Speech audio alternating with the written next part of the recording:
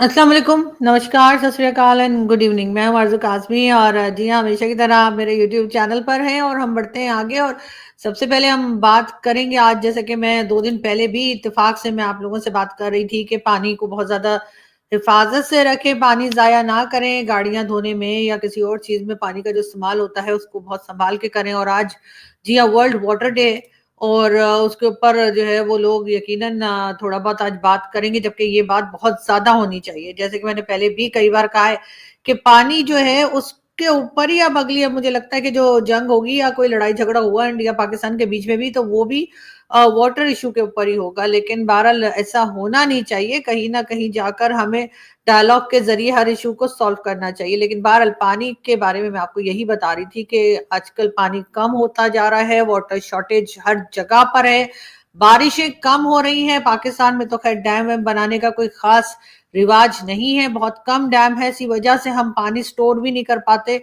और इस किस्म की प्रॉब्लम्स जो है वो पाकिस्तानी फेस कर रहे हैं। बड़ी-बड़ी सिटीज़ जो हैं, चाहे वो लाहौर हो, कराची हो, इस्लामाबाद हो, यहाँ पर जो है वो लोगों के घरों में नल में पानी जो है वो कम आता है और उसका रीज़न यही है कि वाटर शॉर्टेज भी है और इस वजह से लोगों को टैंकर्स वगैरह डलवाने पड़ते हैं। यकीनन बहुत ज़्यादा प्रॉब्लम है, पीने का साफ पानी जो है वो भी कम होता चला जा रहा है। आप लोगों से, सभी से मैं रिक्वेस्ट करूँगी कि प्लीज़ ख़्याल रखा करें, पानी ज़ाया ना करें, पानी पीने के लिए भी उतना ही ग्लास में लें जितना पानी आपने पीना हो और ऐसे यहाँ-वहाँ पानी ना फेंकें। दूसरा ये कि ज़रूर अब मौसम जो है वो अब गर्म होने चला है और आहिस्ता-आहिस्ता करके वेदर चेंज हो रहा है और ज़ाहिर है कि अब गर्मियाँ शुरू हो रही हैं। तो प्लीज़ अपने घर में जो भी आपका आंगन है या टेरेस है या विंडो है, जहाँ भी आपको जगह मिले वहाँ पर जो बाहर परिंदे होते हैं, चाहे वो चिड़िया, कौवे, कबूतर, चीलें, कुछ भी जो होते हैं बाहर, उनके लिए प्लीज़ ज़रूर बाजरा और पानी ज़रूर रखें, क्योंकि वो बेचारे जो हैं वो पानी की तलाश में घूमते हैं और खाने की तलाश में, तो अगर आप उनके लिए रखेंगे तो बहुत अच्छा होगा और ये चीज़ जो है वो मेरे ख़्याल है हर घर में होनी चाहिए और हर एक को ही करना चाहिए। और मैं तो ख़ैर डेली करती हूँ, मैंने टेरेस पे अपना एक बाउल जो है वो रखा है पानी का और एक बाउल रखा है बाजरे का और मेरे घर बहुत कबूतर और चिड़िया आते हैं और मुझे बहुत अच्छा लगता है सुबह जब वो शोर मचा के मुझे जगा देते हैं। हालाँकि खाना रखा होता है, फिर भी मैं कहती हूँ, इनका सब कुछ रखा हुआ है, फिर भी ये शोर मचा मचा के मुझे जगा रहे हैं, तो वो बेसिकली मुझसे मिलने आए होते हैं। वो सब मेरे दोस्त ही मुझे लगते हैं और बहुत प्यारे-प्यारे, इतने प्यारे कलर के कबूतर हमारे यहाँ आते हैं ना कि मैं आपको किसी वक़्त फ़ोटोज़ भी दिखाऊँगी उनकी बना के। लेकिन ख़ैर, यहाँ पर मैं ये ज़रूर दोबारा से कहना चाहूँगी कि वर्ल्ड वाटर डे है और वर्ल्ड वाटर डे हमारा जो है वो एक दिन का नहीं होना चाहिए, हर रोज़ का होना चाहिए और पानी को एहतियात से इस्तेमाल करें और पानी की बहुत ज़्यादा हिफ़ाज़त करें। ख़ैर बात हम ज़रा-सी सोशल मीडिया की तरफ भी चलेंगे, सोशल मीडिया की भी बात करेंगे और मैं आपको ये बताती चलूँ, वो तो आप लोगों ने ख़ैर ट्विटर के ऊपर मेरे देखा ही होगा। बलूचिस्तान के ऊपर मैंने वीडियो बनाई, डॉक्टर महारंग बलोच की मैंने बात की और उनके बारे में मैंने बताया आपको कि उनको अरेस्ट किया गया है और उसके साथ-साथ जिस तरह से उनका जो प्रोटेस्ट चल रहा था उसके ऊपर फायर किया गया और उसकी वजह से, फायरिंग की वजह से 3 लोगों की जानें भी गईं, वो भी हमने आपको डिटेल बताई। और उसके बाद जी यूट्यूब के ऊपर और उसके साथ-साथ ट्विटर के ऊपर भी एक जो हमारे लोग हैं उनका क्या कहूँ मैं कि बुरा-भला कहना, गालियाँ लगाना, ना सिर्फ़ मुझे बल्कि मेरे पेरेंट्स को भी जो है बुरा-भला कहा जा रहा है, जो कि मैंने वहाँ पर कुछ चीज़ें तो ख़ैर मैंने शेयर कर भी दी हैं। मेरे दोस्त भी हैरान होते हैं, कहते हैं, "तुम ये चीज़ें लगा देती हो।" मैंने कहा, "हाँ, अगर इनको लिखते शर्म नहीं आ रही, तो मैं शेयर क्यों ना करूँ? लोगों को भी तो पता लगे कि हमारे किस किस्म के लोग रहते हैं, क्या उनकी ज़हनी हालत है, कि कितने बीमार लोग हैं। ना इनसे काम होता है, ना ये कोई काम खुद कर पाते हैं, ना ये किसी चीज़ में, ये वही लोग हैं जिनसे काम-काज होता नहीं है और दूसरे को देख-देख कर परेशान होते रहते हैं और यही कोशिश करते हैं कि उसको कैसे गिरा दें। वजह इसके जितना टाइम आप दूसरों को गिराने में, गालियाँ देने में, बुरा-भला कहने में लगा रहे हैं, अगर वही टाइम अपने काम में लगा लें, तो शायद बेहतर हो जाए और काफ़ी चीज़ें जो है आपकी ठीक भी हो जाएँ। लेकिन ऐसा करने के बजाय वो अपना सारा टाइम जो है, वो जाकर मेरे और मेरे जैसे दूसरे लोग जो सुबह से रात तक काम कर रहे हैं और कोशिश कर रहे हैं अपने आप को इम्प्रूव करने की, कोशिश कर रहे हैं अपनी कंट्री के लिए कुछ अच्छा बोलने की, या फिर कहिए कि उन चीजों को हाईलाइट करने की जो गलत हो रही हैं और ठीक हो जानी चाहिए। उनको आके बुरा भला और गालियां देने से 12 लोगों को अगर कोई इनकी आत्मा को शांति मिलती है तो लगे रहो। पर बात हम करेंगे एक बार फिर 23 मार्च जो है वो आ रहा है कल, और आप जानते हैं पाकिस्तान डे मनाया जाता है, और आईएसपीआर की तरफ से एक नया गाना, जी हाँ, सॉन्ग एक रिलीज कर दिया गया है, और मुझे समझ नहीं आ रही कि इस कंट्री में आखिर चल क्या रहा है। आईएसपीआर को कोई और काम नहीं है, वो सॉन्ग वॉन्ग बनाते रहते हैं, रिलीज करते रहते हैं, कभी 14 अगस्त को, कभी 23 मार्च को, कभी 6 सितंबर को, यही होता रहता है। लेकिन मुल्क की हालत ये है कि इस वक्त केपीके में भी बहुत ज्यादा स्ट्रेस और टेंशन मची हुई है, वहां पर भी हालात ठीक नहीं है। बलूचिस्तान आपके सामने है, बलूचिस्तान में हालात रोज बरोज दिन ब दिन, यानी जिसे कहते हैं बद से बदतर होते चले जा रहे हैं। जोर जबरदस्ती के जरिए डरा धमका कर उन लोगों के प्रोटेस्ट को और उनकी बातों को जो है रोकने की कोशिश की जा रही है, लेकिन ऐसा हो नहीं पा रहा। प्राइम मिनिस्टर शहबाज शरीफ साहब वैसे तो खैर सऊदी अरब के कामयाब विजिट से वापस आ चुके हैं, और वहां पर उन्होंने उम्रा भी अदा किया, और उसके बाद वो और उनकी भतीजी मरियम नवाज, जो कि आजकल चीफ मिनिस्टर हैं पंजाब की, वो भी वापस आ चुकी हैं। लेकिन बजाय इसके कि अब होना ये चाहिए था कि सबसे पहले प्राइम मिनिस्टर को जो है वो विजिट करना चाहिए कोयटा, जहां पर ये हंगामा है, जहां पर ये मार काट चल रही है, और जहां के लोग बहुत नाराज हैं। आप ऐसे नहीं चल सकता कि आप पंजाब में बैठे रहें और आपके लोग अगर नाराज भी हैं तो उससे आपको कोई फर्क ना पड़ता हो। प्राइम मिनिस्टर साहब जो है वो उम्रा करने गए थे, चले उम्रा भी हो गया उनका, बड़ी अच्छी बात है, लेकिन यहाँ पर लोग जो है वो परेशान हैं। यहाँ पर लोगों को जान से मारा जा रहा है, फायरिंग की जा रही है, डराए धमकाए जा रहा है, टॉर्चर किया जा रहा है, और प्राइम मिनिस्टर साहब आराम से उम्रा फरमा रहे थे। यानी कि इस वक्त आपका उम्रा ज्यादा जरूरी था, या आपकी जो duty as a prime minister Pakistan यहाँ पर है वो होनी चाहिए थी। बहरहाल आईएसपीआर से भी मैं यही रिक्वेस्ट करूंगी कि सर, अगर आपने गाने बजाने कर लिए हों और 23 मार्च के लिए आपने भंगड़े डाल लिए हों, तो प्लीज जरा देखिए कि बलूचिस्तान में क्या चल रहा है, और वहां पर जरा लोगों की मदद कीजिए। डॉक्टर मारंग बलोच जो है उनको रिहा कीजिए, और इस किस्म की हरकतें के बार बार उन लोगों को परेशान किया जाता है, उनकी जानें ली जाती है, ये करना बंद कर दें। वो मिसिंग पर्सन के इशू के लिए ही आवाज उठा रहे हैं, वो आपसे या पाकिस्तान से अलहदगी की बात नहीं कर रहे। वो लोग सिर्फ मिसिंग पर्संस के लिए जो है वो प्रोटेस्ट कर रहे हैं, तो उनके ऊपर खुदारा इस किस्म के जुल्म मत कीजिए। सारी दुनिया देख रही है। वैसे तो फलस्तीन और कश्मीर और न जाने कौन कौन सी कंट्रीज के मुसलमानों का तो दर्द आपके पेट में होता रहता है, सिवाय चाइना के। क्योंकि चाइना का तो आपको पता ही है ना कि चाइना जो है वो हमें फंड दे रहा है, शहद से मीठी और समंदर से गहरी और आसमानों से ऊंची और पहाड़ों से ऊंची, पता नहीं कौन कौन सी दोस्तियां मुझसे बोलते हैं। लेकिन इसी वजह से वहां पे जो उइगर मुस्लिम्स के साथ हो रहा है उस पर हमारी एकदम खामोशी रहती है। लेकिन यहाँ पर जो कुछ चल रहा है, बलूचिस्तान में जो कुछ हो रहा है, उसके ऊपर, केपीके में जो कुछ हो रहा है उसके ऊपर हमारी आवाज बिल्कुल नहीं निकलती। ना हमारे प्राइम मिनिस्टर कोई इस बारे में बात करते हैं, ना ही कोई और पॉलिटिशियन या कोई भाई लोग, कोई भी इस बारे में बात नहीं करता, जो कि करनी चाहिए। अहमदियास के साथ यहाँ जो कुछ होता है, हर दूसरे दिन पोस्ट जो है वो लगाई जाती है कई अहमदियास जो है उनकी तरफ से, और किस तरह से उनको टीएलपी वाले तंग कर रहे हैं, मार रहे हैं, जान से मार रहे हैं, थ्रेट कर रहे हैं। उसके साथ साथ उनके कब्रिस्तान में जाकर डेड बॉडीज तक को नहीं छोड़ा जाता।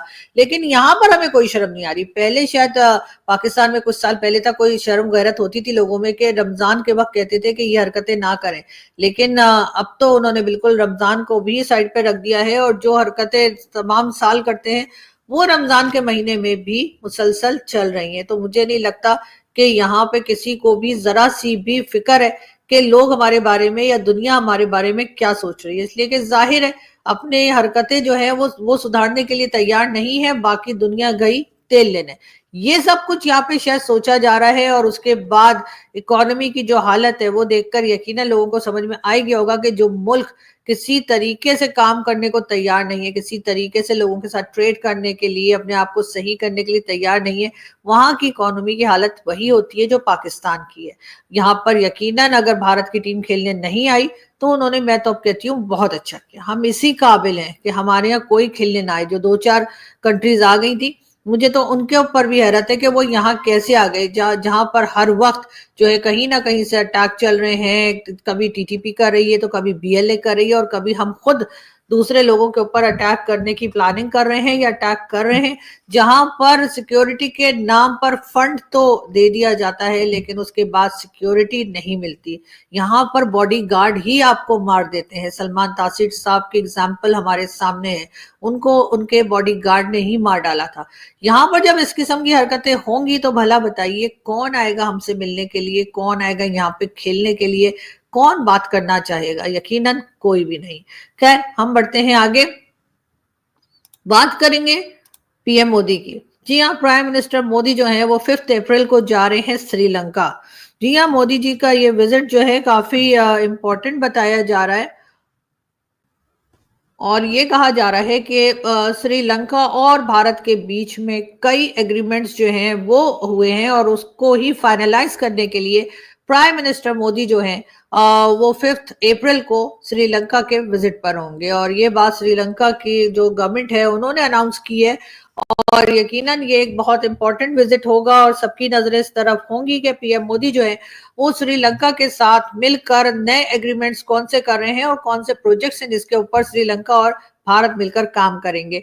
पाकिस्तान की तरफ से भी हम कह कहकर, जैसे कहते हैं ना, हमारा गला बैठ गया कि भाई कुछ हालात को ठीक कर लीजिए, कुछ बातचीत कर लीजिए भारत से, कुछ भारत को यकीन दिलाइए, कुछ काम कीजिए जिससे उनको फिर लगे कि नहीं, हमारे लोग जो हैं वो अब ये नॉन स्टेट एक्टर और स्टेट एक्टर और इस किस्म के कोई काम नहीं करेंगे। लेकिन प्रॉब्लम ये है कि हम अपनी गलती मानने को तैयार ही नहीं, हम सारा मलबा दूसरे के ऊपर ही डाल देने को है। हम कहते हैं नहीं, हम भारत में टेररिज्म नहीं फैला रहे, बल्कि भारत पाकिस्तान में टेररिज्म फैला रहा है। यानी जो कुछ बलूचिस्तान में हो रहा है उसका तमाम क्रेडिट हम भारत को देते हैं। अब अगर ऐसा ही है, जैसे मैंने पहले भी कहा, अगर अगर यही बात है और मैं मान जाऊं कि बिल्कुल यही बात है, भारत ही पाकिस्तान में टेररिज्म कर रहा है या भारत ही बलूचिस्तान में गड़बड़ कर रहा है, तो फिर आप सबूत दीजिए, बिल्कुल सबूत दीजिए। और शहबाज शरीफ साहब, आपकी गवर्नमेंट जो है वो बहुत काबिल गवर्नमेंट है, तो बिल्कुल आप सबूत दीजिए। और ये लोग जो कर रहे हैं अगर भारत के लोग, तो फिर बताइए, इंटरनेशनल मीडिया पे जाइए और लोगों को बताइए सबूत के साथ कि उन्होंने क्या किया है। लेकिन अगर आप सिर्फ इल्जामात लगा रहे हैं और आपके पास कोई प्रूफ नहीं है, तो उससे लोग यही समझेंगे कि आप बिला वजह भारत का नाम लगा रहे हैं। लेकिन बात सारी ये कि इस वक्त चाहे जो मर्जी हो रहा हो, लेकिन इस वक्त बलूचिस्तान के हालात जो हैं वो बहुत ज्यादा खराब। एफआईए ने जी एक सोशल मीडिया इन्फ्लुएंसर को जो है इस्लामाबाद से अरेस्ट किया है। बताया ये जा रहा है कि जी उन्होंने कोई सेंसिटिव डाटा था जो कि ना सिर्फ ये कि गवर्नमेंट का था बल्कि भाई लोग का भी था। जी हाँ, और उसको जी उन्होंने जो है वो लीक कर दिया, यानी कि उसको इंटरनेट के ऊपर लीक कर दिया गया, दूसरे लोगों तक पहुंचा दिया गया। तो इसके ऊपर जी इन साहब को अरेस्ट किया गया है, और अभी इनकी डिटेल्स जो है वो जैसे जैसे हमारे पास आएंगी हम डेफिनेटली आपको बताएंगे। लेकिन बहरहाल ये इस किस्म की हरकतें भी पाकिस्तान में हो रही हैं कि ये जो कह लीजिए जो प्राइवेट डाटा होता है, ऐसा डाटा होता है, कई बार आप जानते हैं कि गवर्नमेंट का होता है, कई बार एजेंसीज का होता है, और उसको जी कोई सोशल मीडिया इन्फ्लुएंसर बताए जा रहे हैं जिसने कि वो डाटा जो है वो लीक कर दिया। अब कैसे कर दिया, वहां तक कैसे पहुंचे, ये तो खैर यकीनन एक बहुत अजीब सी बात है जिसके ऊपर इन्वेस्टिगेशन होनी चाहिए और देखना चाहिए कि ये सब कुछ क्या चल रहा है। वरना से पहले वो हम कहा तो करते थे कि जी ये वेबसाइट हैक हो गई तो वो वेबसाइट हैक हो गई, तो ऐसा हो गया वैसा हो गया। लेकिन अब ये चीजें जो है वो काफी खतरनाक हद तक जो है वो आगे की तरफ बढ़ती हुई दिखाई दे रही है, और उसके ऊपर बहुत सीरियसली गवर्नमेंट को काम करना चाहिए। क्योंकि जाहिर है कि इस तरह से तो किसी भी कंट्री का डाटा जो है या गवर्नमेंट डाटा जो है या फिर भाई लोग का इवन डाटा जो है वो इस तरीके से लीक नहीं होना चाहिए। बहरहाल सुनने में यही आया है कि इनके पासपोर्ट्स थे, पासपोर्ट नंबर्स थे और कई दूसरी चीजें थी जो कि लीक कर दी गई हैं। अब कहाँ तक इसको ये कंट्रोल कर पाएंगे, ये तो खैर जैसे अपडेट्स आएंगी हम डेफिनेटली आपको बताएंगे। लाहौर एयरपोर्ट से जी तकरीबन जनवरी से लेकर मार्च तक तकरीबन 4000 लोगों को ऑफलोड किया गया है। बताने वाले ये कह रहे हैं कि इन लोगों में से कई ऐसे थे जिनके पास डॉक्यूमेंट्स पूरे नहीं थे, किसी के ऊपर शक शुबा था, या कोई और रीजंस जो है जिसकी वजह से कई तरह के रीजंस दिए गए जिसकी वजह से तकरीबन 4000 के करीब लोग जो हैं वो लाहौर एयरपोर्ट से ऑफलोड किए गए हैं। जो किसी मतलब जाहिर है डिफरेंट कंट्रीज में जा रहे थे, किसी एक ही कंट्री में तो 4000 लोग नहीं जा रहे होंगे, मगर ये जरूर है कि ये जो बताया जा रहा है ये इसी साल जनवरी से लेकर और मार्च जो ये मंथ चल रहा है मार्च तक की ये डिटेल्स हैं कि 4000 लोगों को ऑफलोड कर किया गया है। बात करेंगे राणा सनाउल्लाह साहब की। राणा सनाउल्लाह साहब जो कि मिनिस्टर भी रह चुके हैं। राणा सनाउल्लाह साहब पीएमएलएन के बहुत प्रोमिनेंट किस्म के मेंबर हैं। उनका कहना ये है कि पीटीआई को मुल्क की फिक्र नहीं, उनको बस अपने लीडर की फिक्र है। तो बिल्कुल जी राणा सनाउल्लाह साहब, आप शायद ठीक कह रहे हैं, लेकिन बात सारी ये कि आप में से जितनी भी पार्टीज हैं, चाहे वो पीपल्स पार्टी हो, चाहे वो पीएमएलएन हो, चाहे वो पीटीआई हो, आप सभी को सिर्फ अपने लीडर्स जो है उन्हीं की फिक्र खाई जा रही होती है। मुल्क की फिक्र तो अपने आप में से किसी को भी करते नहीं देखा। कोई भी पार्टी, जितनी भी अभी तक गवर्नमेंट्स आई है पाकिस्तान में, चाहे वो डिक्टेटरशिप रही हो, चाहे वो सिविलियन गवर्नमेंट्स रही हो, किसी ने कभी भी सीरियसली पाकिस्तान की इकोनॉमी पे काम ही नहीं किया। अगर आपने पाकिस्तान की इकोनॉमी पे किसी ने काम किया होता तो शायद पाकिस्तान की ये हालत ना होती कि पाकिस्तान दर दर घूमता रहता है, कभी किसी से पैसा मांगने तो कभी किसी से पैसा मांगने। पाकिस्तान की जो इस वक्त हालत है, आप जानते ही हैं कि कोई भी कंट्री हमसे बात करने के लिए, हमें मुंह लगाने के लिए, हमें लिफ्ट कराने के लिए तैयार नहीं है।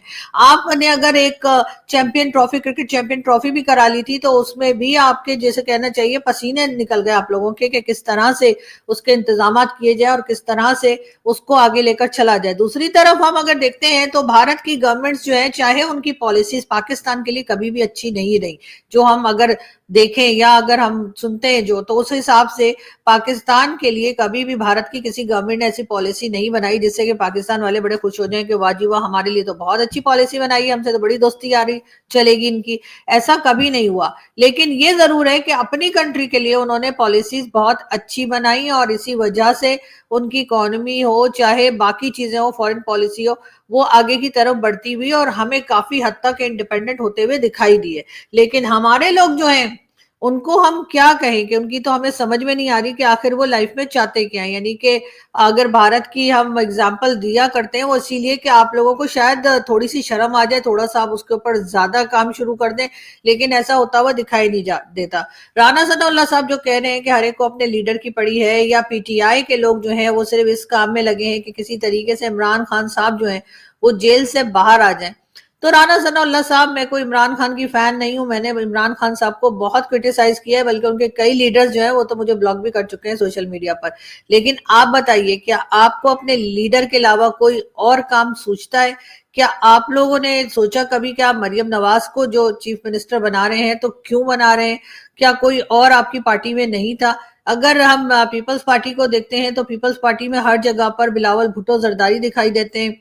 आसिफा भुट्टो जो कि अभी बहुत यंग एज में है, उनको भी पार्लियामेंट का मेंबर बना दिया गया। क्यों, किस लिए? क्या पीपल्स पार्टी के पास भी और लोग नहीं है जिनको आगे लाया जाए या जिनको आगे आना चाहिए? प्रॉब्लम तो यही है ना, जिनको काम आता है, जो काम करना चाहते हैं, उनको आगे नहीं लाया जाता। उसके बजाय सिर्फ और सिर्फ यही चलता है कि खानदानी सियासत पाकिस्तान में चलती है। पाकिस्तान में जान पहचान और पर्ची सिस्टम चलता है, ना सिर्फ पॉलिटिक्स के अंदर बल्कि मीडिया में भी यही चलता है। मीडिया में भी अगर कोई पर्ची सिस्टम वाला आ जाए, जान पहचान अपनी लगा कर आ जाए, तो जी उसको शो करने के लिए भी मिल जाता है, उसको और कई काम मीडिया के मिल जाते हैं। लेकिन अगर ये सब चीजें आपके पास नहीं है तो फिर जाहिर है कि आप घर बैठे दिखाई देते हैं।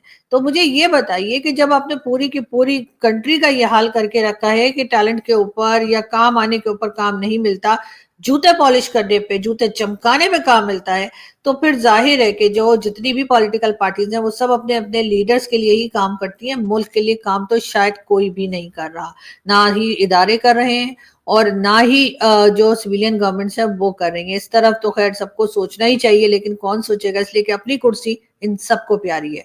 यहां से हम चलते हैं, आपसे मुलाकात होगी नेक्स्ट वीडियो में। अपना बहुत सारा ख्याल रखिएगा, हंसते रहिए, मुस्कुराते रहिए। और वैसे आईपीएल स्टार्ट हो गया और आज शाम को 7 बजे मैच वैच चल रहा है, तो हम हमारे दोस्त हमें कॉल्स कर रहे हैं कि भाई जो वीडियो लगानी है अभी लगा दो, शाम में कोई नहीं देखने वाला। लेकिन खैर हम शाम को भी लगाएंगे, किसी को देखना होगा देखेगा, नहीं देखना होगा तो नहीं देखेगा। अपना बहुत सारा ख्याल रखिएगा और हंसते रहिए, मुस्कुराते रहिए। फिर मिलेंगे।